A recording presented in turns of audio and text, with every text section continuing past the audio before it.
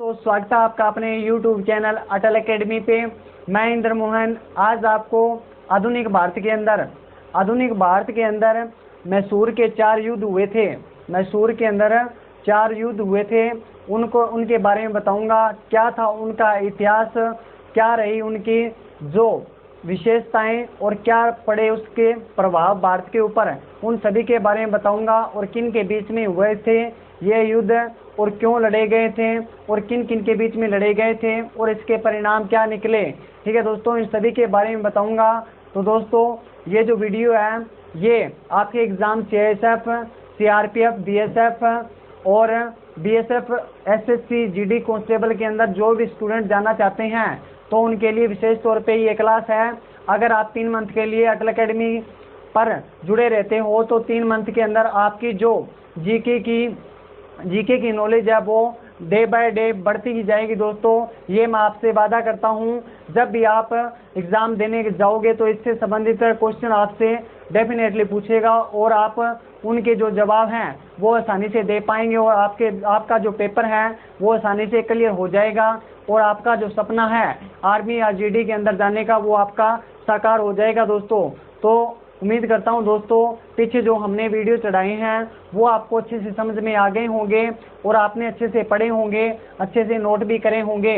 तो इस वीडियो को भी साथ साथ नोट करते जाइए और जो भी मैं करवाता हूं वो साथ साथ दिमाग में छापते जाइए, ताकि कल को कोई एग्जाम के अंदर क्वेश्चन इससे संबंधित बनता है तो आप उसको आसानी से कर पाएँ और बिना किसी झिझक के कर पाएँ। दोस्तों तो चलिए शुरू करते हैं। आज का टॉपिक जो है हमारा आंगल मैसूर युद्ध। सबसे पहले मैं आपको बताना चाहता हूं दोस्तों, जो आंगल मैसूर युद्ध है इसके अंदर हैदर अली और टीपू सुल्तान जो है उसकी बहुत ही ज़्यादा महत्ता रही है। दोस्तों इसके बारे में आपसे पूछ सकता है कि मैसूर युद्ध के अंदर सबसे ज़्यादा विशेष महत्ता किसकी है, तो वो है दोस्तों हैदर अली और उसका बेटा जो है टीपू सुल्तान।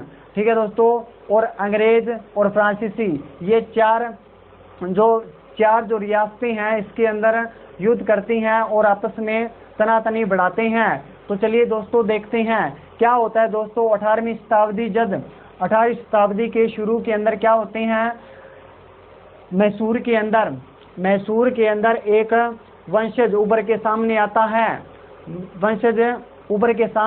है। मैसूर के अंदर जो चिक्का कृष्ण राज के नाम से होता है दोस्तों, और जो शासक होता है चिक्का कृष्ण राज, उसकी जो वास्तविक शक्ति है वो किसके पास होती है, वो होती है नंद राज के पास। तो दोस्तों मैसूर के अंदर जो हैदर अली नाम का व्यक्ति है, हैदर अली नाम का एक सिपाही भर्ती होता है। कहाँ पे, मैसूर के अंदर। मैसूर की जो रियासत है उसके अंदर सिपाही के तौर पर कौन होता है, वो होता है हैदर अली नाम का व्यक्ति। और जो हैदर अली है वो बाद में जाके क्या बन जाता है, मैसूर का शासक बन जाता है दोस्तों। और जो हैदर अली है, हैदर अली के जो पिता थे वो भी सिपाही के तौर पर काम करते थे। कहाँ पे, मैसूर के अंदर। मैसूर का जो शासन चल रहा था उसके अंदर कौन काम करते थे, तो हैदर अली के पिता। तो देखते हैं दोस्तों, सबसे पहले यहाँ पे क्या लिखना है, तो यहाँ पे लिखना है मैसूर का प्रथम शासक, तो वो कौन था, चिक्का कृष्ण राज थे। और असली जो वास्तविक शक्ति थी इसकी मैसूर की, यहाँ पे लिखना है दोस्तों, मैसूर की वास्तविक शक्ति किसके पास थी, वो थी नंदराज के पास। नंदराज के पास थी वास्तविक जो शक्ति थी। अब क्या होता है दोस्तों, जब समय वहाँ पे बदल जाता है, जब हैदर अली नाम का इसके अंदर सिपाही भर्ती होता है।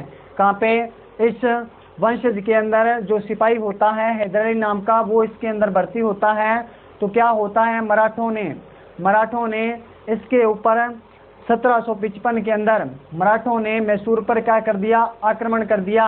तो आक्रमण करने के बाद क्या हुआ दोस्तों, आक्रमण करने के बाद जो हैदर अली नाम का व्यक्ति था उसने काफ़ी निडरता दिखाई और खूब बहादुरी से लड़ा। तो उसके गुणों के कारण उसको फौजदार बना दिया गया। कहाँ का, डिंडीगुल का। ठीक है दोस्तों, तो यहाँ पे ये बात भी याद रखनी है। क्या बात याद रखनी है आपको, तो 1755 में मैसूर पर मराठों का आक्रमण होता है 1755 में। और जो हैदर अली है वो क्या दिखाते हैं, बहादुरी दिखाते हैं, जिसके कारण वहाँ का फौजदार बना दिया गया। डिंडीगुल का फौजदार हैदर अली को बना दिया गया डिंडीगुल का। तो ये बात आपको याद रखनी है। कई बार एग्जाम के अंदर पूछ लिया जाता है कि हैदर अली को कहाँ का फौजदार बनाया गया था, तो डिंडीगुल का बनाया गया था। क्यों बनाया गया था, क्योंकि जब मराठों ने मैसूर पर आक्रमण किया था तब क्या हुआ था दोस्तों, इसने बहुत बहादुरी के साथ लड़ाई की और उनको पराजित कर खदेड़ दिया था दोस्तों। ठीक है दोस्तों, तो उम्मीद करता हूँ दोस्तों यहाँ तक आपको समझ में आ गया होगा। अब पढ़ते हैं हैदर अली के बारे में। हैदर अली कौन था, हैदर अली का जो जन्म है दोस्तों, यहाँ पे लिखना है हैदर अली का जो जन्म है दोस्तों वो हुआ था 1721। बस आपको ये वर्ष याद रखना है, किस वर्ष हुआ था। ये एग्जाम के अंदर पूछ लिया गया है, इसलिए मैं आपको बता रहा हूँ। अब बात आती है कि इनके पिता जो थे दोस्तों वो थे फतेह मोहम्मद नाम का जो व्यक्ति था। मैसूर जो शासक थे, मैसूर का जो शासन चल रहा था उसके अंदर एक सिपाही के तौर पर काम करते थे और वो वहाँ पे क्या हो गए थे, लड़ाई के अंदर मारे गए थे। ठीक है दोस्तों, तो वो भी हैदर अली भी बाद में जाके सिपाही के तौर पर भर्ती हो जाता है मैसूर का जो शासन होता है उसके अंदर। ठीक है दोस्तों, तो उम्मीद करता हूँ दोस्तों ये जो पॉइंट मैंने आपको पढ़ाए हैं ये आपको अच्छे से समझ में आ गए होंगे। अब क्या होता है दोस्तों, स्थिति यहाँ पे बदल जाती है जब वो डिंडीगुल का शासक बन जाता है, डिंडीगुल का फौजदार बन जाता है। डिंडीगुल का फौजदार बनने के बाद क्या होता है दोस्तों, ये जो है हैदर अली नाम का जो व्यक्ति है ये फ्रांसीसी जो कंपनी है उसकी सहायता से क्या करते हैं, शस्त्रागार का निर्माण करते हैं। डिंडीगुल के अंदर शस्त्रागार का निर्माण करते हैं। तो ये बात जो है ये अंग्रेजों को चुभ जाती है। चुभने के बाद क्या होता है दोस्तों, बाद में होता है मैसूर का प्रथम युद्ध। चलिए देखते हैं उनके बारे में कि हैदर अली के साथ किस तरह से आपस में तनातनी बनती है और किस तरह से युद्ध की स्थिति बनती है। तो अब क्या होता है दोस्तों, जब हैदर अली नाम का व्यक्ति जो है डिंडीगुल का फौजदार बन जाता है और जो मराठों के द्वारा मैसूर पर आक्रमण किया गया था उसके अंदर उनको पराजय का सामना करना पड़ता है। तो बाद में क्या होता है दोस्तों, 1760 के अंदर 1760 में चिक्का कृष्णराज जो थे उनकी हो जाती है मृत्यु। चिक्का कृष्णराज की मृत्यु होने के बाद क्या होता है दोस्तों, मृत्यु होने के बाद मैसूर का जो शासक है कोई भी बनने के लायक नहीं होता है, लेकिन हैदर अली नाम का जो व्यक्ति है वो क्या बन जाता है, मैसूर का शासक बन जाता है और जो बहुत ही शक्तिशाली शासक बन के सामने आता है और अंग्रेजों से हर युद्ध के अंदर डट के लड़ता है और उसके अंदर क्या करता है, विजय प्राप्त करता है दोस्तों। लेकिन स्थिति वहाँ पे बदल भी जाती है जब दूसरे युद्ध के अंदर हैदर अली की मृत्यु हो जाती है। तो चलिए देखते हैं वो जो युद्ध थे, 4 युद्ध लड़े गए थे अंग्रेजों और हैदर अली नाम के व्यक्ति और टीपू सुल्तान के बीच में। तो उनके बारे में देखते हैं कि क्या उनके परिणाम निकले और क्या थे उनके कारण और किस वर्ष लड़े गए। तो वो पढ़ेंगे दोस्तों हम टेबल की फॉर्म में कि किस तरह से अंग्रेजों के साथ मैसूर का युद्ध होता है और क्यों लड़े जाते हैं। तो चलिए टेबल की फॉर्म में पढ़ते हैं और टेबल बनाते हैं। आप भी टेबल की फॉर्म में पढ़िए ताकि कल को कोई एग्जाम के अंदर क्वेश्चन बनता है तो आपके माइंड के अंदर तुरंत टेबल आ जाना चाहिए और आपको अच्छे से याद हो जाना चाहिए।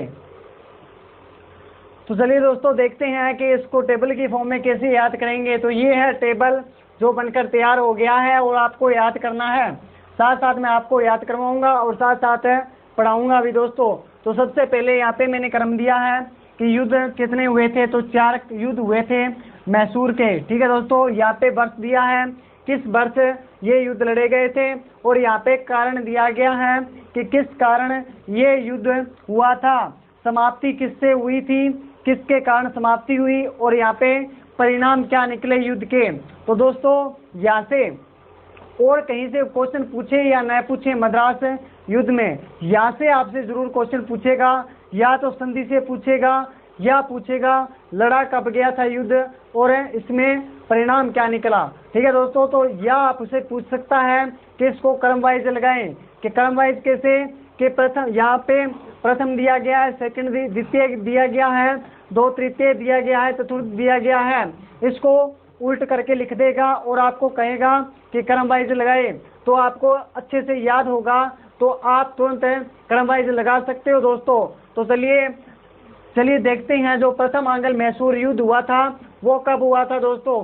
तो वो हुआ था 1760 से लेकर 1769 के बीच में हुआ था दोस्तों। ये आपको याद रखना है दोस्तों कि किस वर्ष लड़ा गया था।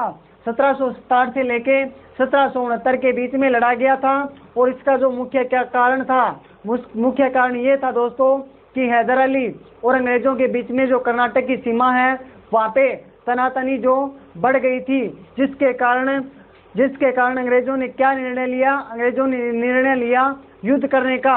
एक दूसरी बात जो है वो क्या है, दूसरी बात है कि जब हैदर अली शासक बनता है मैसूर का, तब से ही अंग्रेजों के दिल में इसके प्रति भावना जो है वो गलत थी। तो इसलिए क्या है, जब कर्नाटक का जो बहाना बनता है किसके खिलाफ, अंग्रेजों के खिलाफ, तो अंग्रेज युद्ध करने के लिए तुल जाते हैं हैदर अली के साथ।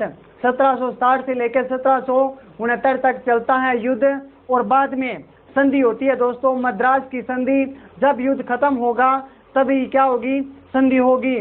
तो मद्रास की संधि होती है 1769 के बीच में। यहाँ से क्वेश्चन पूछता है कि मद्रास की संधि किसके बीच में हुई थी, तो वो हुई थी अंग्रेजों और हैदर अली के बीच में। तो यहाँ पे जो संधि हुई थी इसके माध्यम से एक दूसरे के सामने कुछ शर्तें भी रखी गई थी। तो वो शर्तें क्या थी, जो भी सैनिक हैदर अली ने अंग्रेजों के पकड़े हुए थे उनको छोड़ना, और जो भी क्षेत्र इसने कब्जे में ले रखे थे, हैदर अली ने अंग्रेजों के जो क्षेत्र थे वो कब्जे में ले रखे थे, वो उनको सौंप देना वापस, या जीते हुए थे कह सकते हैं दोस्तों, जो जीते हुए क्षेत्र थे वो अंग्रेजों को वापस दे देना। और जो अंग्रेज थे हैदर अली को 25 लाख रुपए हर्जाना देते हैं युद्ध का, जो भारी नुकसान हुआ था उसका। ठीक है दोस्तों, तो यहाँ पे अंग्रेज क्या रहते हैं, पराजित रहते हैं, क्योंकि हैदर अली जो था बहुत बड़ा शासक था दोस्तों, इसकी जो सैन्य शक्ति थी वो भी काफी मजबूत थी। अब बात आती है द्वितीय युद्ध की। प्रथम युद्ध आपको याद हो गया होगा, चलिए रिकॉल करते हैं। 1760 से लेके 1769 तक क्या होता है, युद्ध होता है। इसका कारण क्या था, आपको इतना ही याद रखना है, कर्नाटक सीमा विवाद के कारण। ठीक है दोस्तों, परिणाम क्या निकला, मद्रास की संधि हुई। संधि कौन सी हुई थी, मद्रास की संधि हुई 1769 के अंदर, और पराजय कौन हुआ, तो अंग्रेज पराजित रहे दोस्तों। अब बात आती है जो द्वितीय युद्ध है, दूसरा आंग्ल मैसूर युद्ध हुआ था, वो हुआ था दोस्तों 1780 लेके 1784 के बीच में हुआ था। इस पे क्या हुआ दोस्तों, माही पर अंग्रेजों ने अधिकार कर लिया। अब माही पर अंग्रेजों ने अधिकार किया तो जो हैदर अली था, हैदर अली को काफी सपोर्ट किया था किसने, फ्रांसीसियों ने बहुत ज्यादा सपोर्ट किया था इसको कामयाब करने के लिए, हैदर अली को कामयाब करने के लिए। तो फ्रांसीसियों की सहायता करता था कौन, हैदर अली। तो जो माही था, पुंडचेरी का जो माही है उसके ऊपर अधिकार था किसका, फ्रांसीसियों का, और मुख्यालय भी यहाँ पे पुंडचेरी के अंदर था। तो इससे हैदर अली क्या हो गया, अंग्रेजों से नाराज हो गया, और फिर हो जाता है युद्ध मद्रास का, मैसूर का द्वितीय युद्ध होता है 1780 लेके 1784 तक।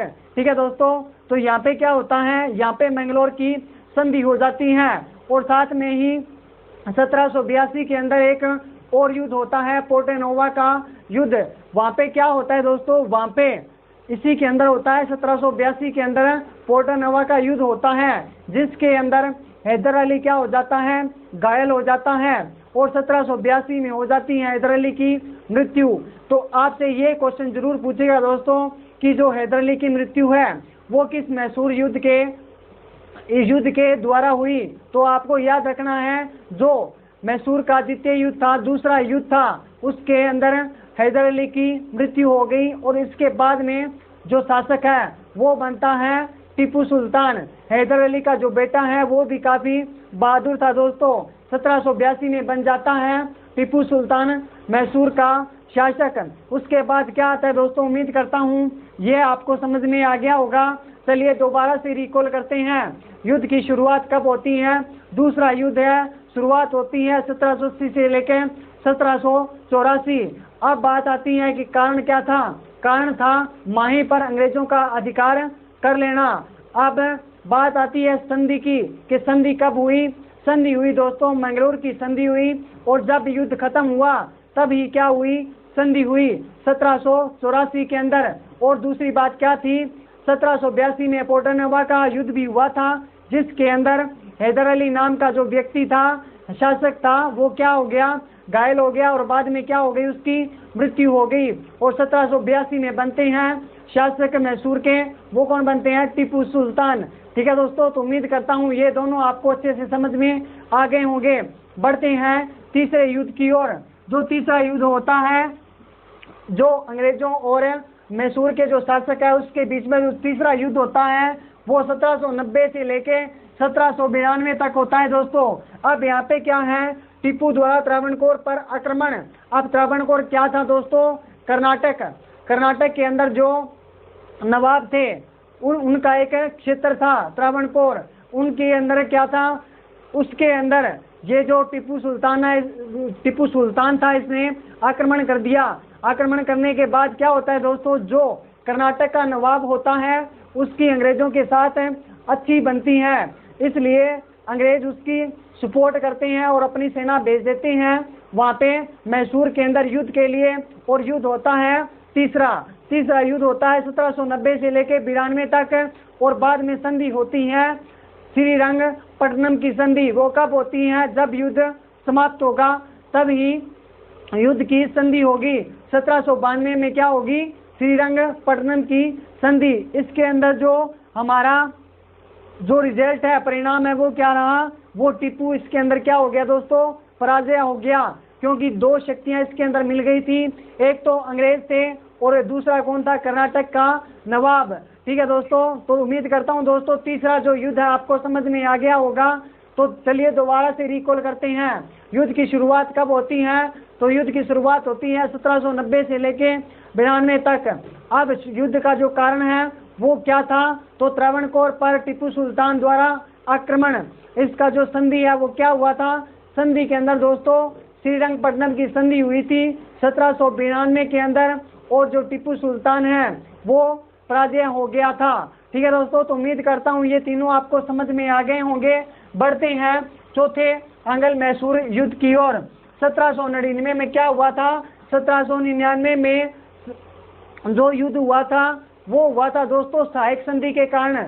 लॉर्ड बेलिजिल द्वारा सहायक संधि चलाई गई थी दोस्तों।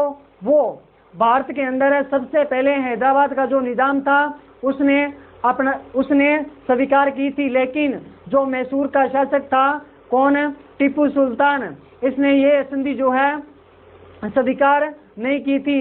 इसलिए होता है चौथा मैसूर युद्ध। अब क्या होता है, इसके अंदर टीपू की मृत्यु हो जाती है और वो हार जाता है। बस इसका और कोई भी परिणाम नहीं निकलता है दोस्तों, और टीपू की मृत्यु हो जाती है।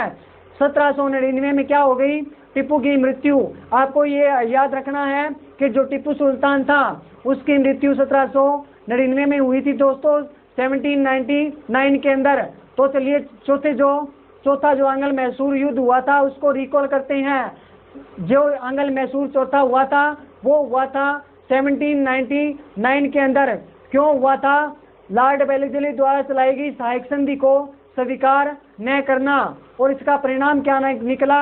1799 में क्या हुआ था? टीपू सुल्तान की मृत्यु हो गई और वो हार गया। ठीक है दोस्तों, तो उम्मीद करता हूं दोस्तों ये जो आंग्ल मैसूर युद्ध है, 4 आंग्ल मैसूर युद्ध, इनके बारे में आपको अच्छे से नॉलेज प्राप्त हो गई होगी, जानकारी प्राप्त हो गई होगी। अगर इससे संबंधित क्वेश्चन कल को एग्जाम के अंदर बनता है तो आप उसको आसानी से कर पाएंगे।